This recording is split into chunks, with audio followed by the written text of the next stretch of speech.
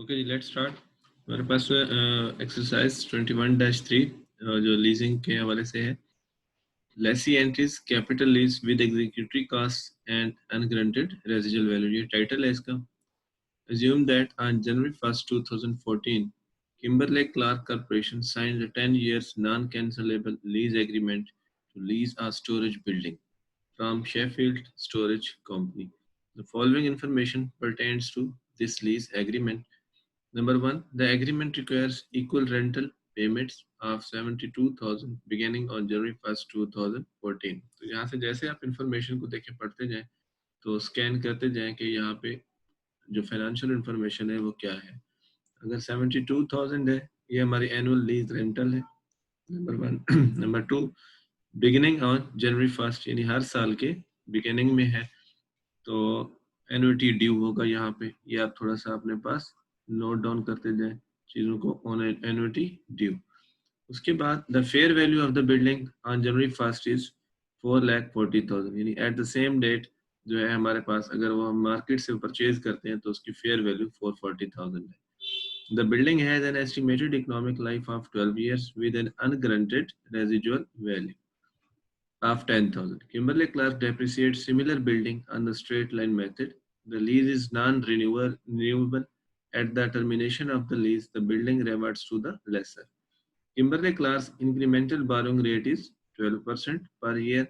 The lessor's implicit rate is not known by Kimberly-Clark. The yearly rental payment includes 2471 of executory costs related to taxes on the property. तो ये भी हम discuss करेंगे चीजें। Required क्या है जी हमारे पास instructions, prepare journal entries on the lessee's books to reflect the signing of the lease agreement and to record the payments and expenses related to this lease for the year ended 14 and 15. Kimberly-Clark's corporate year end is December 31st. और ये जो requirement है वो क्या है, to make journal entries. लेकिन उससे पहले हमें ये सारी चीज़ें वर्कआउट करना है कि भाई किस तरीके से हम ये डिसीजन लें अबाउट लीज। तो सबसे पहला जो काम है वो डिस्कशन है टाइप ऑफ लीज की। Discussion on type of lease, और ये डिस्कशन किस बेस पे है, कैपिटलाइजेशन क्राइटेरिया की बेस पे। लेसी जब अपने पास लीज को रिकॉर्ड करेगा तो वो कैपिटलाइजेशन क्राइटेरिया जो है वो चेक करता है कि अगर ये इन टर्म एंड कंडीशंस पे हमारे पास ये लीज एग्रीमेंट पूरा उतर रहा है तो ये फाइनेंस लीज है, अदरवाइज ऑपरेटिंग लीज हो। तो फर्स्ट ऑफ ऑल इसमें चार क्राइटेरिया जो में से जो पहली बात है वो है ट्रांसफर ऑफ ओनरशिप। ये क्विकली अब हम अपने क्वेश्चन में से देखते हैं कि ये चीज़ है या नहीं है। तो यहाँ पे हिंट ये दिया गया था कि at the termination of the lease the building reverts to the lessor. तो इसका मतलब है ट्रांसफर ऑफ ओनरशिप जो है वो ट्रू नहीं है, यानी यहाँ पे क्रॉस लगा देते हैं। उसके बाद सेकेंडली बारगेन परचेज ऑप्शन, ऐसा ऑप्शन कि जो लीज की टर्मिनेशन पे यानी at the end of the lease terms अगर हमें ये ऑप्शन दिया गया हो कि आप ये एसेट परचेज भी कर सकते हैं, तो ऐसा यहाँ पे ये वाली इंफॉर्मेशन भी क्वेश्चन में गिवन नहीं है। थर्ड वन हम चेक करते हैं जी economic life test. Economic life test,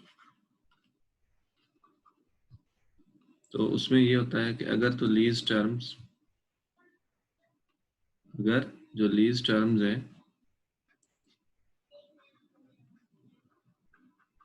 greater than equal to 75% of useful life या इकोनॉमिक लाइफ जिसे हम कहते हैं, तो फिर अगर ये ट्रू है तो फिर ये फाइनेंस लीज हो जाता है।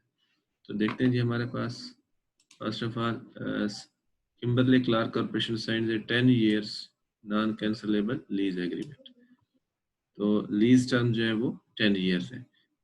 थर्ड इंफॉर्मेशन में the building has estimated economic life of 12 years। तो इसका मतलब है कि major part of the life जो है उस एसेट का वो लेसी के पास है। Lease terms are 10 years out of 12। तो अगर हम परसेंटेज में बात करें तो ये हमारे पास कितना बन जाता है,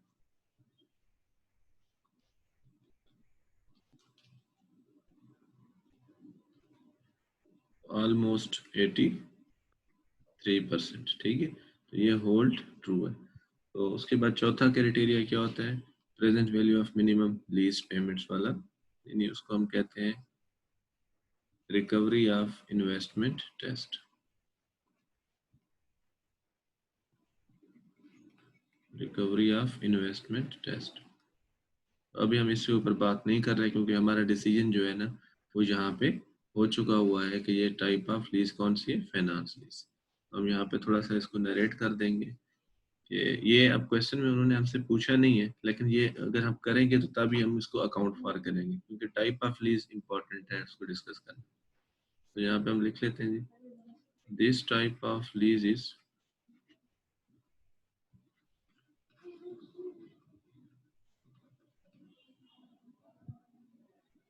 finance lease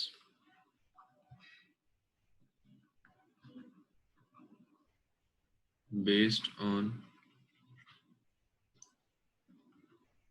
economic life test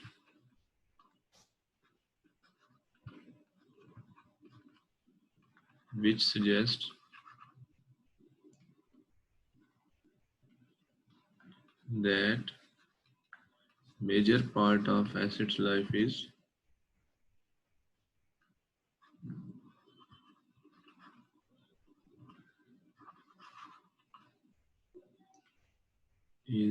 in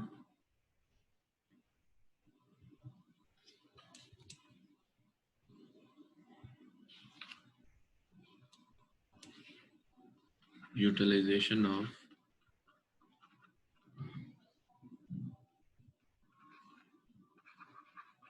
lessee। Lessee की यूटिलाइजेशन में major part of its life, क्योंकि हम फाइनेंस लीज को, जी रूला बोले। इस क्वेश्चन के सर हमारे पास नोट्स में सर क्वेश्चन नंबर 10 है और इसकी अमाउंट डिफरेंट है सर। ये वाला क्वेश्चन जो है, यस सर, ये क्वेश्चन नंबर 10 है हमारे पास नोट्स में सर और इसकी अमाउंट भी डिफरेंट है सर और ईयर भी डिफरेंट है। अच्छा उसका तो कोई इशू नहीं है, आप सिर्फ ये देखें, ये नोट्स भी मैंने इधर ब्लॉग पे डाल दिया, अब यहाँ से भी ले सकते हैं इनको, कोई इशू नहीं है इनका, क्योंकि ये नोट्स है ना मैंने ओके हाँ फुल फ्लैश टेक्स्ट बुक से उठाए हैं, जो खुद से मैंने नोट्स बनाए थे वो वाले नहीं है ये। Okay sir. ठीक है, ये मतलब बुक का ही चैप्टर है जो यहाँ पे मैं करा रहा हूँ फिलहाल। ठीक है, ओके सर। ये डाउनलोड भी कर सकते हैं, मैंने साइट पे डाल दिए ये नोट्स जो है, नोट्स ऑन लीज। ठीक है, ओके सर सही। अच्छा जी, उसके बाद ये यहाँ पे तो डिसीजन हो गया कि ये टाइप ऑफ लीज कौन सी है, फाइनेंस लीज है। उसके बाद हम फर्दर जो कैलकुलेशन है, अभी हम ये सारा वर्किंग में ही कर रहे हैं कि एसेट और लायबिलिटी, क्योंकि जब फाइनेंस लीज होगा तो एसेट और लायबिलिटी हमें रिकॉर्ड करना पड़ेगा। ठीक है, तो किस वैल्यू पे इनको रिकॉर्ड करें at the date of lease. ठीक है, तो उसका क्राइटेरिया ये होता है कि present value of minimum lease payments और fair value at the date of lease whichever is lower, whichever is lower। तो इसका मतलब है हमें फेयर वैल्यू यहाँ पे दे दी गई है 4,40,000 है क्वेश्चन के अंदर। ठीक है, तो जो present value of minimum lease payment है ये हमें कैलकुलेट करना है। ये हम कैलकुलेट कर लेते हैं जी, यहाँ पे present value of minimum lease payment. तो इसके लिए हमने कल एक टेबल भी बनाई थी जिसपे लिखा है जी सबसे पहले present value of annual lease rentals. ठीक है, तो सबसे पहले हम यही कैलकुलेट कर लेते हैं, ये बना लेता हूँ। एन्युटी ड्यू है यहाँ पे, आर का जो फार्मूला है, आर फार्मूला के अंदर जो पीरियडिक पेमेंट है 1 - 1 प्लस आई इसकी power minus n divided by I और 1 प्लस आई। ठीक है, ये जो एरिया है ये मैंने स्पेसिफाई इसके लिए कर दिया। अच्छा जी, अब आर जो है ये उन्होंने हमें बताया हुआ है वो है 72,000। अगर आप क्वेश्चन की फर्स्ट इंफॉर्मेशन को देखें, the agreement requires equal rental payments of 72,000 beginning on January 1st 2014। अच्छा जी, उसके बाद हम फार्मूला यहाँ पे यूज करते हैं 1 माइनस 1 पॉइंट, तो इंक्रीमेंटल बोरोइंग रेट है या डिस्काउंट रेट हम कौन सा यूज करें, तो यहाँ पर इंक्रीमेंटल बोरोइंग रेट जो है वो क्या है 12% है। इसके ऊपर अभी डिटेल में हमने बात करना है। ये है जी 1.12 और लीज का एग्रीमेंट है जी 10 इयर्स का divided by 0.12 and multiplied by 1.12। तो इसको सॉल्व करते हैं, देखते हैं हमारे पास जो फैक्टर है प्रेजेंट वैल्यू इंटरेस्ट फैक्टर वो क्या आता है। डिवाइडेड बाय 12 मल्टीप्लाइड बाय 1.12, तो ये आ रहा है जी हमारे पास फैक्टर 72,000 and multiplied by 6.328583। इसको 3 to 8 भी कर ले तो 3 डेसिमल प्लेसेस तक 3 to 8। ये जी हमारे पास 4,55,616। इसमें देख लेते हैं फर्दर चीज़ों को कोई मिस्टेक ना हो। जो किम्बरले क्लास का इंक्रीमेंटल बोरोइंग रेट है वो 12% है, ये भी हमने ठीक यूज़ किया यहाँ पे। और उसके बाद हाँ जी, एक और चीज़ जो हमने यहाँ पे मिस्टेक की है, एक सेकंड में इसको करेक्ट कर लूँ। आखिरी इंफॉर्मेशन में देखें, एक इसमें इंफॉर्मेशन है एग्जीक्यूटरी कास्ट की, समटाइम्स ये इंस्टॉलमेंट में शामिल होती है। तो ये अगर हो जाए 69529,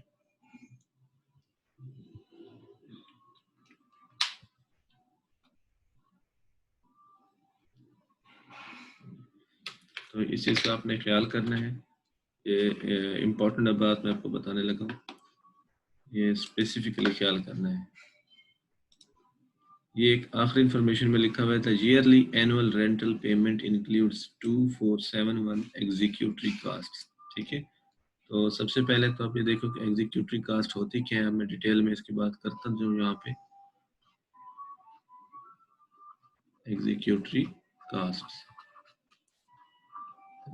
कास्ट होती है, ये बेसिकली हमने जब लास्ट लेक्चर पढ़ा था उसमें से यही बात देखी थी, ये जब तक substantially all risks and all reward जो ट्रांसफर है वो लेसी को ना हो तो वो फाइनेंशियल रिकॉर्ड नहीं करता।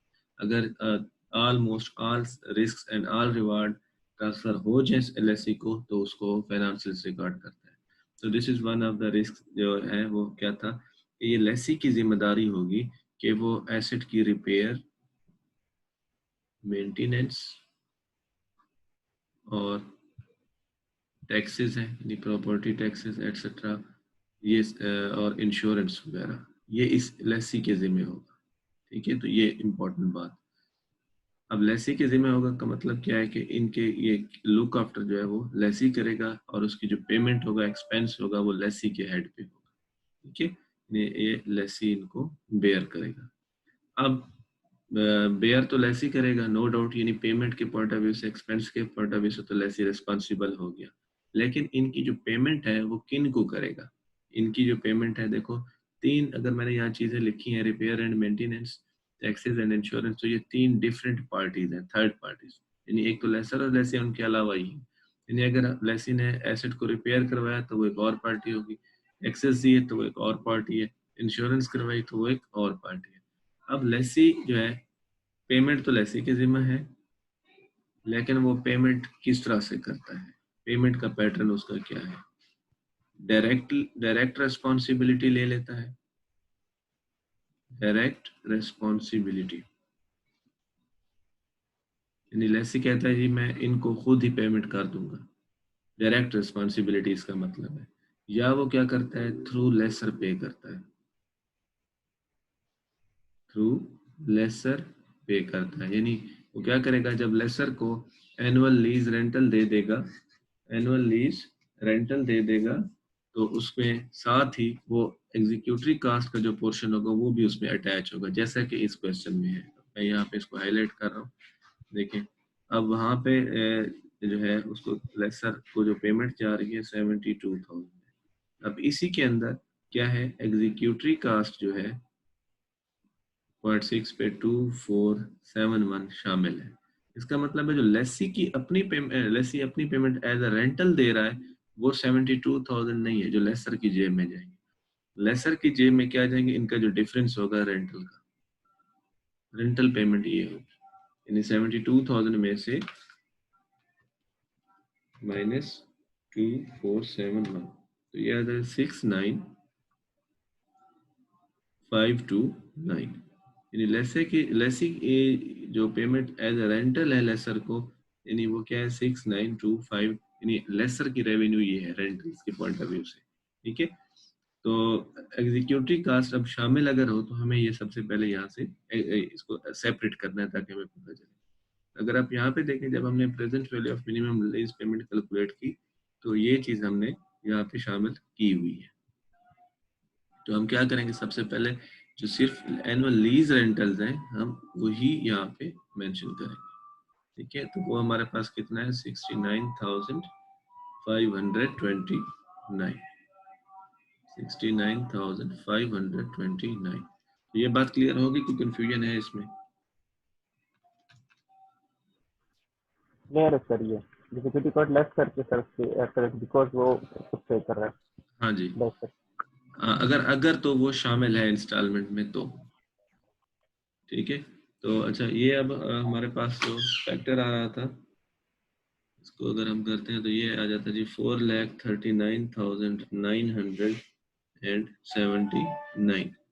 तो ये आ रहा है, तो ये अप्रॉक्सीमेटली, क्योंकि हम राउंडिंग कर रहे हैं पॉइंट्स में, तो ये यही हमारे पास बनता है 4,40,000 अप्रॉक्सीमेटली, क्योंकि यहाँ देखो राउंडिंग का डिफरेंस है यहाँ पे, ठीक है 9,900। तो इसका मतलब है कि जो present value of minimum lease payment है वो भी हमारे पास कितना है 4,40,000। और ये क्योंकि हम कैलकुलेट कर रहे थे कि एसेट और लायबिलिटी को किस वैल्यू पे रिकॉर्ड करें, present value of minimum lease payment और fair value at the date of lease उस एसेट की, ठीक है। तो ये दोनों इक्वल है। अब इसमें से यानी हमने कोई भी वैल्यू सिलेक्ट कर देनी है तो एसेट और लायबिलिटी इस बेस पे रिकॉर्ड किए जाते हैं, ठीक है। मैं यहाँ तक दोबारा आपको रिकैप करा देता हूँ ताकि आपको चीज़ें क्लियर हो जाए। सबसे पहला काम हमने क्या किया, डिस्कशन की लीज के ऊपर के हम इस लीज एग्रीमेंट को कौन से टाइप में अकाउंट फॉर करें, क्योंकि अगर ऑपरेटिंग लीज होगी तो डिफरेंट अकाउंटिंग है और अगर फाइनेंस लीज है तो डिफरेंट अकाउंटिंग है। तो जब हमने ये डिसाइड कर लिया तो उसके बाद हमारा दूसरा काम ये होता है कि अब एसेट और लायबिलिटी को किस वैल्यू पे रिकॉर्ड करें, ठीक है। तो उसके लिए ये क्राइटेरिया है present value of minimum lease payment और fair value at the date of lease whichever is lower, जो भी इसमें से लोअर होगा उस वैल्यू पे हम रिकॉर्ड करेंगे। तो उसकी हमने कैलकुलेशन की, तो उस कैलकुलेशन के अंदर एक पॉइंट आ गया एग्जीक्यूटरी कास्ट का। तो एग्जीक्यूटरी कास्ट का जो पॉइंट है वो हमने डिस्कस भी कर लिया। तो अब हमारे पास यहाँ पे जो present value of minimum lease payment है वो हमने कैलकुलेट कर ली 4,40,000, ठीक है। अब हमने फर्दर अकाउंटिंग एंट्रीज की तरफ जाना है कि किस तरीके से हम इनको रिकॉर्ड करते हैं। यहाँ पे क्लियर है एवरीथिंग? कोई क्वेश्चन है तो आप पूछ सकते सर अगर ग्रांटेड रिजल्ट वैल्यू गिवन हो तो वो भी इसमें ऐड करके सर उसके बाद लास्ट वैल्यू हमें ये बीपी और गिवन हो। हैं। हाँ जी बिल्कुल। अब ये है कि ये मैंने आपको कल बताया था तो आज मैंने उसको डिस्कस नहीं किया। तो ये आपके सामने यहाँ पे क्राइटेरिया ये टेबल बना हुआ है, आप देखें। एक कल हमने टेबल डिस्कस किया था, ये देखें present value of lease rentals. ये देखें अभी हमने सिर्फ ये पार्ट किया था पिछले जो अभी अब सवाल कर रहे हैं, ये कल वाला सवाल का है। इसके अंदर क्या करना है, present value of granted residual value तो वो भी यहाँ पे लिखना है, ऐड करना है। Present value of bargain purchase person जो ऑप्शन है वो भी ऐड करना है, present value of any penalty in case of non renewal of lease वो भी ऐड करना है। तो इस क्वेश्चन को जब हमने किया है तो इसमें ये कोई भी ऐसी चीज नहीं थी, जैसे कि इस वाले क्वेश्चन में भी कोई ऐसी चीज नहीं है यहाँ, ठीक है, कोई ऐसा ओके पॉइंट सर। नहीं है, ठीक है, क्लियर है जी। Yes sir, clear. अच्छा जी, अब journal entries in the books of Lesi, ये अब हम कैलकुलेशंस कर रहे हैं।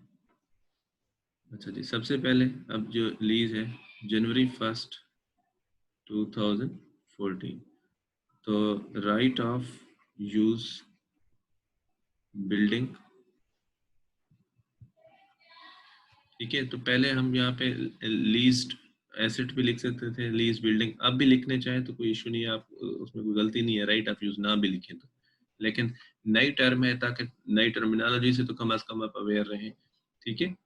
Right of use building account ये डेबिट हो जाएगा और लीज लायबिलिटी जो है वो हमारे पास क्रेडिट हो जाएगी 4,40,000, ठीक है, तो ये डॉलर्स में हमारे पास अमाउंट है। उसके बाद साथ ही एडवांस में, क्योंकि यहाँ पे पेमेंट है, हम हर साल जो है बिगिनिंग ऑफ द ईयर जो एनुअल लीज रेंटल्स है वो पे करते हैं। अच्छा जी, अब इसमें हम लिखेंगे जी lease liability, lease liability, executory cast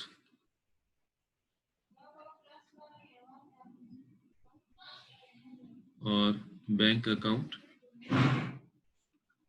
credit कर देंगे। अच्छा जी, अब ये बेसिकली मैंने एग्जीक्यूटरी कास्ट और लीज लायबिलिटी को अलग अलग यहाँ पे लिखा है। हमने एक्चुअली लेसर को कितना पे किया 72,000, लेकिन उसमें एग्जीक्यूटरी कास्ट भी शामिल है। अब एग्जीक्यूटरी कास्ट क्योंकि मेरी लायबिलिटी नहीं है, ये मेरा एक्सपेंस है, तो मैंने उसको एक्सपेंस के तौर पर लिखा, और जो पोर्शन लीज की लायबिलिटी का है जो कि इंस्टॉलमेंट मैंने देना है वो है 69,529, ठीक है जी, ये एंट्री समझ आ गई आपको। Yes sir. अच्छा जी, उसके बाद हमारे पास फर्दर जो एंट्रीज हैं अब वो ईयर एंड पे होंगी, यानी December 31 को, जैसे कि उन्होंने बता दिया कि हमारा अकाउंटिंग ईयर इस पे एंड होता है December 31, 2014। डेप्रिसिएशन की एंट्री करेंगे हम,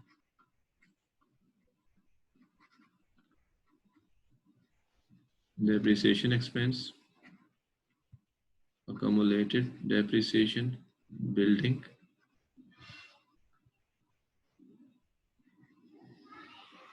ठीक है, इसकी कैलकुलेशन मैं इधर साथ कर लेता हूँ, 4,40,000 minus granted residual value if any and divided by lease life, तो वो 10 years है। अच्छा जी, अब लीज लाइफ के ऊपर मैं अगर थोड़ा सा बात करता जाऊँ कि ये जो फैक्टर है, यानी डेप्रिसिएशन के लिए हमने लीज लाइफ यानी लीज टर्म यूज करना है और यूजफुल लाइफ यूज करना है, ठीक है, तो ये हम बात कर रहे हैं। तो अगर तो लीज एग्रीमेंट में ये बात शामिल है कि बारगेन परचेज ऑप्शन ये गिवन है और ट्रांसफर ऑफ ओनरशिप भी गिवन है, यानी इनमें से कोई एक, ट्रांसफर ऑफ ओनरशिप ये गिवन है, इनमें से कोई भी एक गिवन है, तो इसका मतलब ये होता है कि एसेट अब हमारा ही होगा फॉर एवर, यानी जब तक उसकी पूरी यूजफुल लाइफ है। फॉर एग्जांपल हमने 10 साल के लिए लीज पे लिया, उसकी टोटल लाइफ 12 साल थी यूजफुल लाइफ, और एग्रीमेंट में ये बात लिखी हुई थी कि at the end of the lease term यानी 10 साल के बाद ये एसेट आपको ट्रांसफर हो जाएगा, तो इसका मतलब है तब ट्रांसफर हो जाएगा तो हमारे पास तो पूरे 12 साल रहा, ठीक है। और अगर बारगेन परचेज ऑप्शन है तो तब भी यही है, at the end of the lease term हमारे पास उस एसेट की वैल्यू इतना कम होगी कि हम उसे खरीद ही लेंगे, यानी श्योर होते हैं, तो तब भी हम क्या करते हैं, इसका मतलब क्या होगा कि वो एसेट हमारे पास पूरा यूजफुल लाइफ होगा।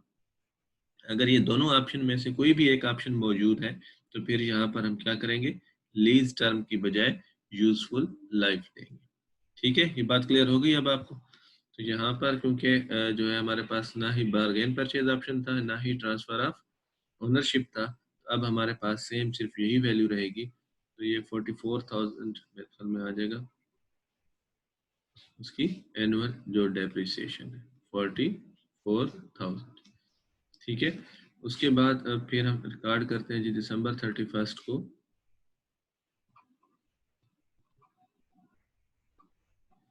एक्रूअल ऑफ इंटरेस्ट, यानी interest expense to interest payable.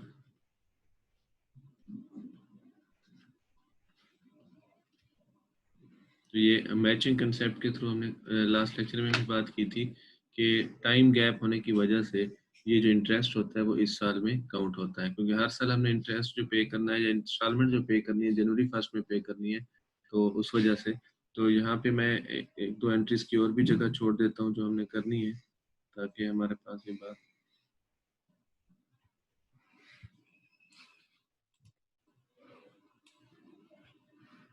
मैं इसकी स्पेस ही छोड़ देता हूँ ताकि कैलकुलेशंस में आसानी रहे। अब हम बनाएंगे जी लीज का amortisation schedule. Lease amortisation schedule side पे बना देते हैं।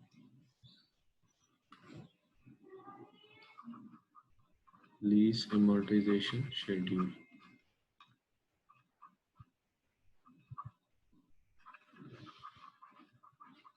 ठीक है, और इफेक्टिव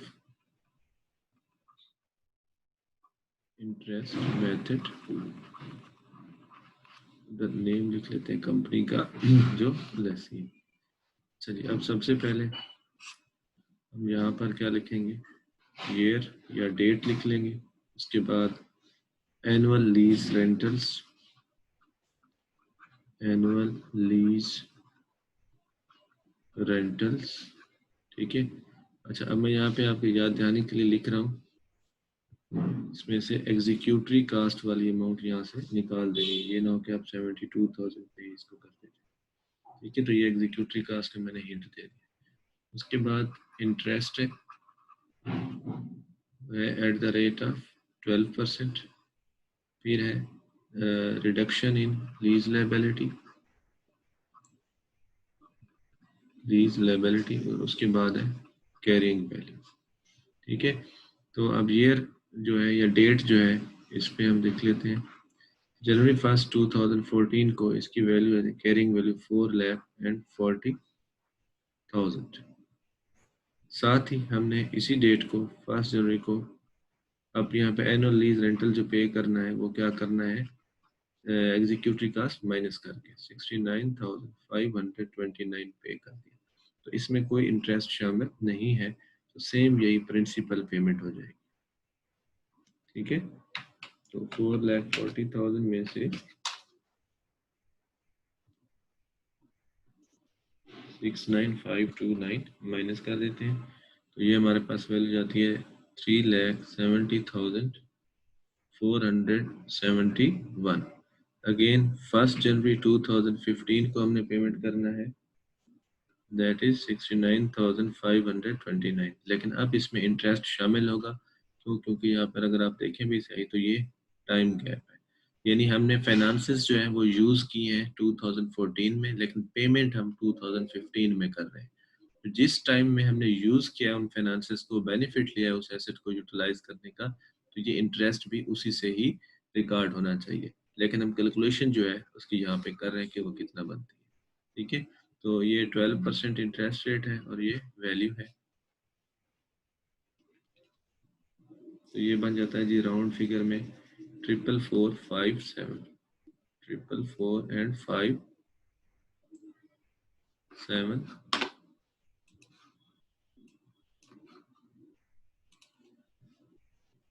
ये हमारा बनता है जी इंटरेस्ट 44457। तो ये यहाँ से जब माइनस करेंगे तो हमारे पास रिमेनिंग क्या होगा, इंटरेस्ट हो जाएगा।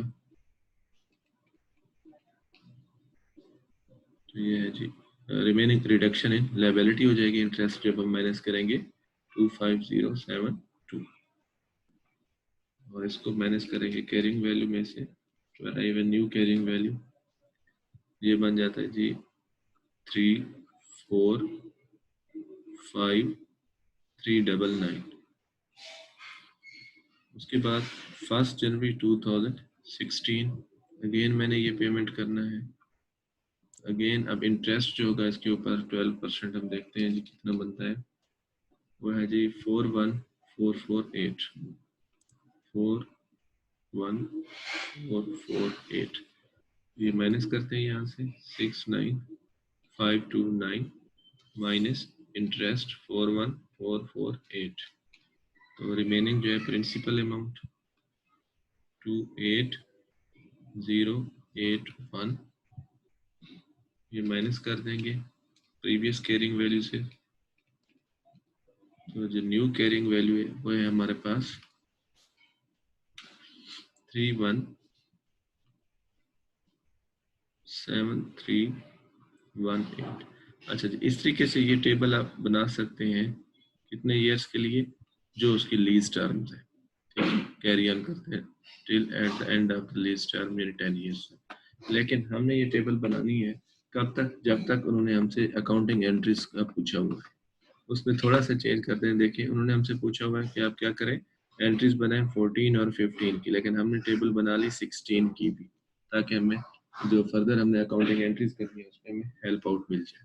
तो यानी जो जिस ईयर की पूछी जाए आपने उससे 1 साल ज्यादा की टेबल बना लेना है। 14-15 की एंट्रीज पूछी थी तो हमने 16 की भी साथ बना ली। ठीक है। अच्छा जी, अब यहाँ पे देखें कि जो हमारे पास इंटरेस्ट है वो कितना है 44,457 जो हमने पे करना है 1 जनवरी 2015 को। लेकिन हम अभी हैं कि अब दिसंबर 31 2014 में। तो जो इंटरेस्ट है वो पेएबल है 1 जनवरी 2015 को, लेकिन वो एक्सपेंस मैच किससे करता है, ईयर 2014 से। 4457। ये बात आपको क्लियर होगी या इसमें कंफ्यूजन है अभी इंटरेस्ट में? सर क्लियर है सर। अच्छा जी, चलो ठीक है, गुड हो गया। अब ये हमने बेसिकली, मैं इसको थोड़ा सा फिर बता दूं, मैचिंग कंसेप्ट के थ्रू हमने उस एसेट को यूटिलाइज किया पूरे 2014 में, बेनिफिट्स उससे वहीं पे लिए, लेकिन अब उसके रिलेटेड जो लायबिलिटी है उसकी पेमेंट हमने जनवरी में करनी है नेक्स्ट में। तो देखिए मैचिंग कंसेप्ट के थ्रू क्या है, एक्सपेंसेस और रेवेन्यू आपस में मैच करने चाहिए उस एसेट के रिलेटेड जो है, जो अर्न करने के लिए हुए। ठीक है, तो उस कंसेप्ट था। तो हमने एक्सपेंस जो है ना उसी साल रिकॉर्ड किया, बेसिक पेमेंट उसकी नेक्स्ट ईयर में। उसके बाद हमारे पास है जी अगेन दिसंबर 31 को 2014 सॉरी के क्लासिफिकेशन की एंट्री यानी current portion of long term liability lease. क्योंकि देखो 10 इयर्स की लायबिलिटी है, तो जो पहली एंट्री है ये बेसिकली जो लीज लायबिलिटी लिखी हुई है ये कौन सी है, लॉन्ग टर्म लायबिलिटी है हमारी। ये क्या है, लॉन्ग टर्म लायबिलिटी है। देखें 10 साल के लिए हमने जब लीज पे लिया है, लेकिन इसका एक ऐसा पोर्शन है कि दिसंबर 31 2014 को हम कह रहे हैं कि उस लायबिलिटी का एक ऐसा पोर्शन है जो हमने कल ही पे करना है, या नेक्स्ट ईयर जो कमिंग ईयर है उसी में किसी डेट में भी पे करना है। यानी अगली बैलेंस शीट से पहले पहले पे करना हो कोई ऐसी अमाउंट जो पेएबल हो, तो वो करंट लायबिलिटी कहलाती है। ठीक है, तो अब आपने क्या करना है, ये जो अमाउंट है 25027 ये वो अमाउंट है जो लॉन्ग टर्म लायबिलिटी से बिलोंग करती है, लेकिन उसकी करंटली आपने पेमेंट जनवरी 1 2015 में करनी है। तो ये क्या कहलाएगा, देखिए लीज लायबिलिटी। ठीक है, इसको फाइनेंस लीज कह लें और लॉन्ग टर्म लायबिलिटी का थोड़ा सा कैप्शन दे दें, तो ये रिड्यूस हो जाएगी 25072 और current portion of long term lease, long term liability of lease, ये क्या हो जाएगा, क्रेडिट हो जाएगा 25072।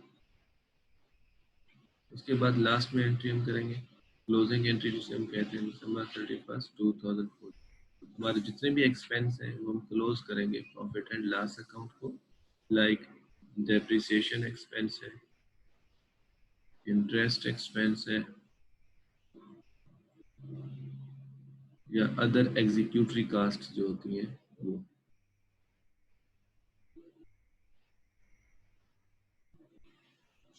ठीक है जी, तो ये है जी हमारे पास इंटरेस्ट एग्जीक्यूटरी कास्ट 2471 और इंटरेस्ट एक्सपेंस जो है 44457 और डेप्रिसिएशन जो है वो 44,000। इसको ऐड अप करते हैं, प्लस 457 प्लस 247 तो 490 और 928। इस तरह से ये हमारी जो एंट्री है 2014 की वो कंप्लीट। अच्छा जी, अब हम एंट्रीज करते हैं ईयर 2015 की। ईयर 2015 की अब आपने केयरफुली देखना है कि इसको हम थोड़ा सा, आप देखें जो जो पेमेंट हमने करनी है वो 1 जनवरी 2015 को करनी है। 1 जनवरी 2015 हमने क्या पे करना है जी? लीज का करंट पोर्शन पे करना है। करंट पोर्शन ऑफ, इसको मैं थोड़ा सा स्पेस दे दूं, ये फिर गैप नंबर यहाँ पे मैं लिख रहा हूँ ईयर 2015। 1 जनवरी 2015 को जो हमारी एंट्री है वो फर्स्ट पेमेंट की डेट है, तो current portion of lease liability ये डेबिट हो जाएगा। इंटरेस्ट पेएबल ये डेबिट हो जाएगा, और इसको भूलना नहीं क्योंकि ये भी हम साथ ही पेमेंट करते रहते हैं लेसर को, एग्जीक्यूटरी कास्ट। और यहाँ पे लिखेंगे बैंक अकाउंट। तो पेमेंट हमने उसे करनी है 72,000 की। तो फर्स्ट जो इंस्टॉलमेंट है 1 जनवरी 2015 को, उसमें जो हमारा इंटरेस्ट पेएबल था वो था 44457 और जो करंट पोर्शन था वो था 25072 और एग्जीक्यूटरी कास्ट जो है वो 2471। तो इस तरह से ये हमारे पास क्या बन जाता है, अमाउंट 72,000 बन जाती है जो हमने हर साल लेसर को 1 जनवरी को पे करना है। कोई कंफ्यूजन जी इसमें?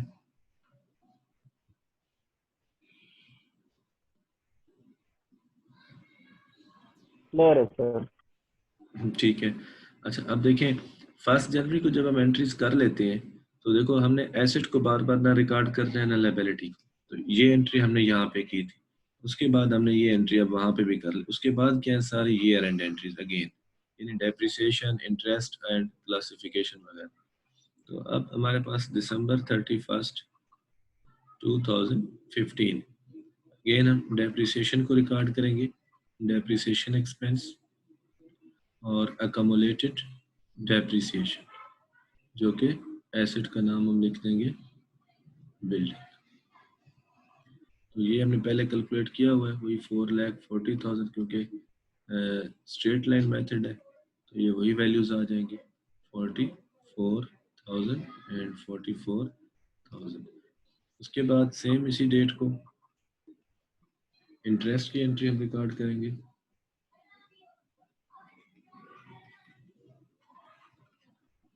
Interest expense to interest payable. ठीक है, अब ये हम कहाँ से देखेंगे, वही लीज अमॉर्टाइजेशन शेड्यूल से। अब हम देखेंगे किसको, ईयर 2016 को।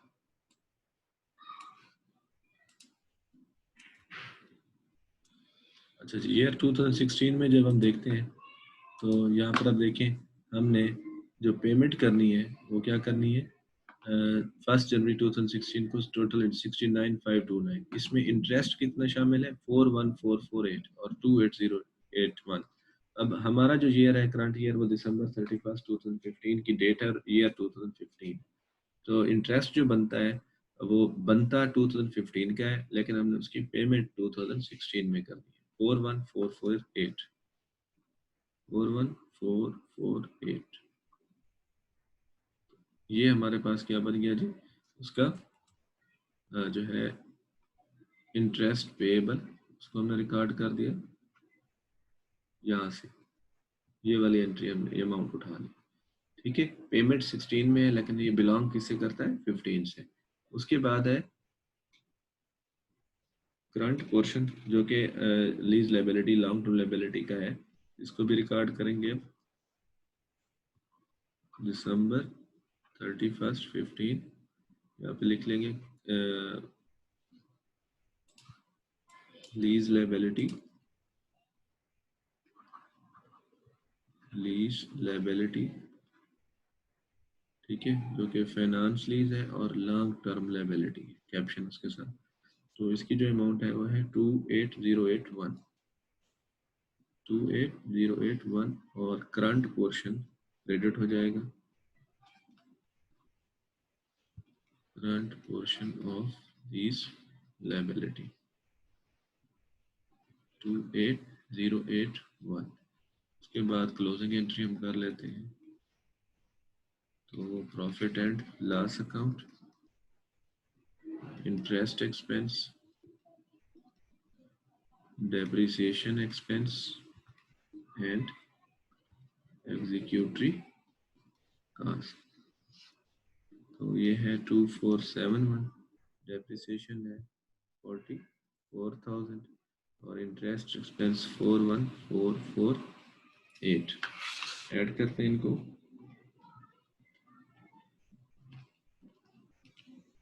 247, ये जी 87919।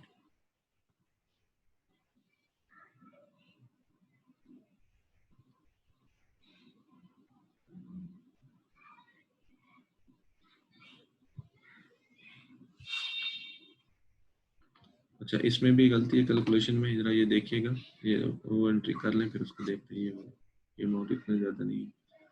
एनजीओ मैं इसको टोटल लिख लूँ 87919, उसको दोबारा टोटल कर लें, क्योंकि ये अमाउंट गलत लिखी हुई है मैंने आपको बता दी पिछले साल, इतना ज़्यादा नहीं हो सकती। 44,000 प्लस 4457 प्लस 2471, ये 90928, ये वाली अमाउंट, इसको आप करेक्ट कर लें।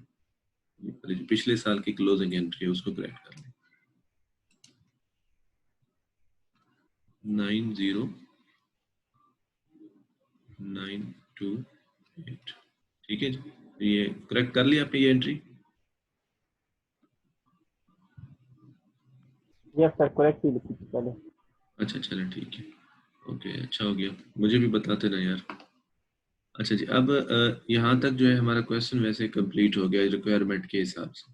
ठीक है, देखें उन्होंने हमसे ये पूछा था, prepare the journal entries in the lessee's books to reflect the signing of the lease agreement and to record the payment and expenses related to this lease for the year 14 and 15. Kimberley Class Corporate year end is December 31st 2000, यानी जो भी हो। अच्छा, अब इसमें से मैं आपको प्रेजेंटेशन इन फाइनेंशियल स्टेटमेंट्स बता देता हूँ किसी भी एक ईयर की, ताकि आपको थोड़ा सा उसका भी अंदाजा हो कि वो पूछा जाए तो कैसे सॉल्व हो। कोई भी एक ईयर ले लेते हैं, मैं 2014 को ले रहा हूँ पहले। ये इन फाइनेंशियल स्टेटमेंट्स में किस तरीके से इसको प्रेजेंट करते हैं। प्रेजेंटेशन इन फाइनेंशियल, ये इस क्वेश्चन में नहीं है, लेकिन आने वाले क्वेश्चन में ये बातें भी आपसे पूछी जानी। तो ईयर 2014 की मैं बात कर रहा हूँ। तो सबसे पहले मैं बता देता हूँ कि जी हम बैलेंस शीट में इसको कैसे प्रेजेंट करेंगे। तो बैलेंस शीट में एसेट्स, उसके अंदर होते हैं जी हमारे पास नॉन करंट एसेट्स, ठीक है। तो वहाँ पर हम ये वाला एसेट भी अपना रिकॉर्ड करेंगे, यानी यहाँ पे लिख लेंगे राइट ऑफ यूज, ठीक है, बिल्डिंग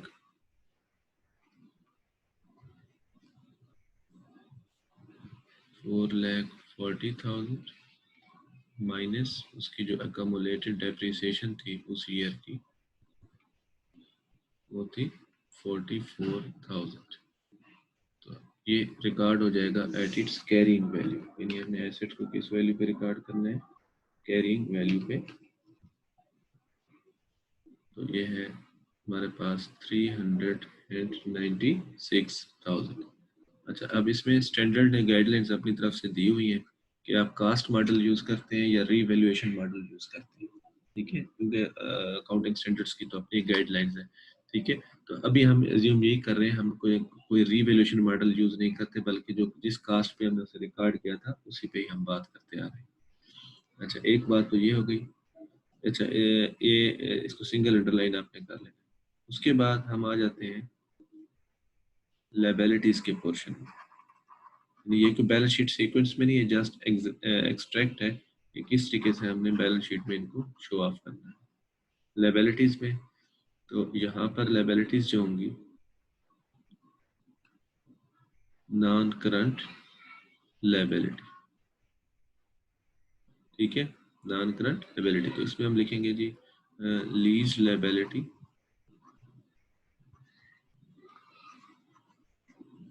जो कि finance lease long term liability है। वो थी हमारे पास साल के शुरू में 4,40,000। और उसके बाद हम यहाँ से उसको माइनस कर देते हैं जी, जो इनिशियल पेमेंट हमने दी थी,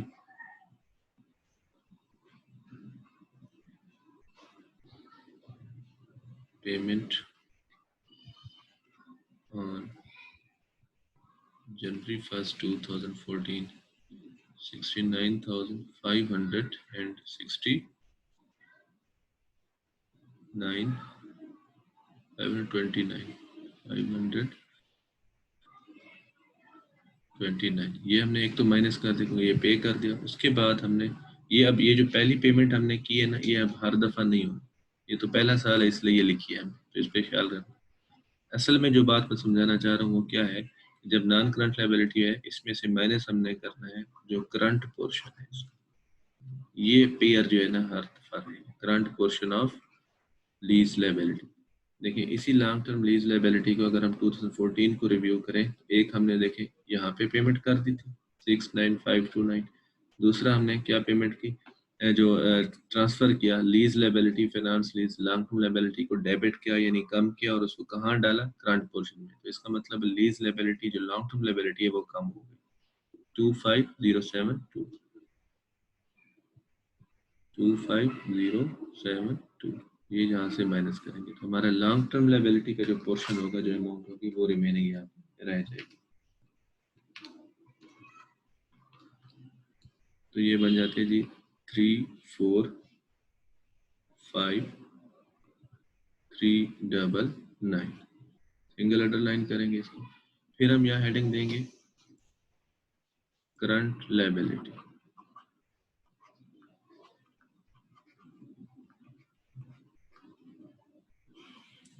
अब इसमें हम क्या लिखेंगे जी, एक तो वही करंट पोर्शन, क्योंकि लॉन्ग टर्म लायबिलिटी का पोर्शन हमने करंट में जो डाला था, current portion of lease liability.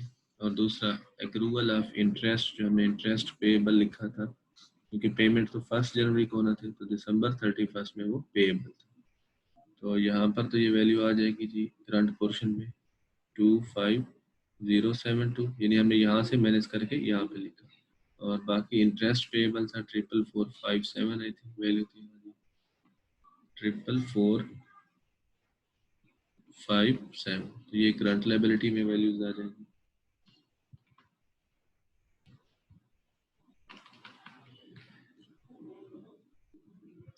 69529।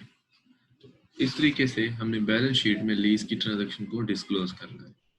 ठीक है, फिर दूसरा जो है प्रॉफिट एंड लॉस, जो 2014 का है, हमें उसमें क्या शो करना है, एक्सपेंसेस में हमने लिखना है, प्रॉफिट एंड लॉस में हमारे पास एक्सपेंसेस होंगे, डेप्रिसिएशन एक्सपेंस भी वहाँ आ जाएगा, इंटरेस्ट एक्सपेंस भी वहाँ आ जाएगा, बल्कि इंटरेस्ट को हम अलग से एंड पे लिखें, ये फाइनेंस कास्ट होता है, इसको आप लिख लें एग्जीक्यूटरी कास्ट इधर लिखें। ठीक है, तो ये तो है 2471, डेप्रिसिएशन इज 44,000। और यहाँ पे एक हेडिंग लिख डाल दें फाइनेंस कास्ट, क्योंकि फाइनेंशियल रिपोर्टिंग में ये अलग से लिखा जाता है फाइनेंस कास्ट को। इंटरेस्ट एक्सपेंस वही होगा 44457। तो इन दिस वे जो है ना ये आपका question in all respects complete हो गया। होपफुली इसमें आपको ट्रांजैक्शंस